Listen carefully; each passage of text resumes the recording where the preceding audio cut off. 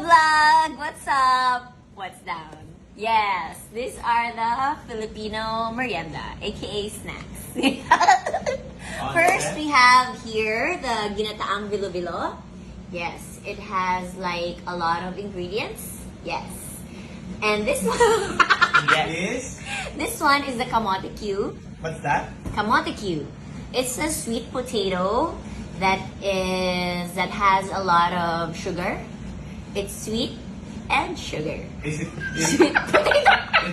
It's fried, right? Fried. Yes, it's being cooked in a brown sugar Okay. with minola oil. Brand. Yeah, And one. the last one is the palitaw. Palitaw. What is it? Yes, the palitaw is like I really don't know, but it's yummy. It's rice. It's glutinous rice. Glutinous rice. Yes. Rice.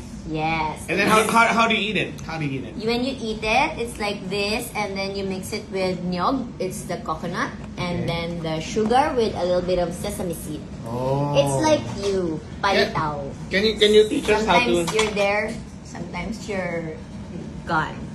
Palitaw. Hindi, mali.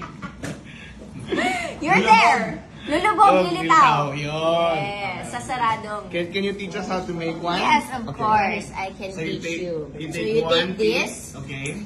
It's like tikoy. In Chinese.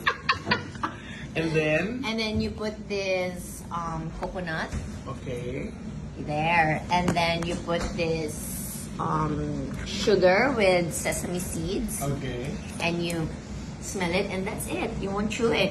I'm full already. Thank you. Bye. Please like. It's our channel. Please like. Share. Let's go.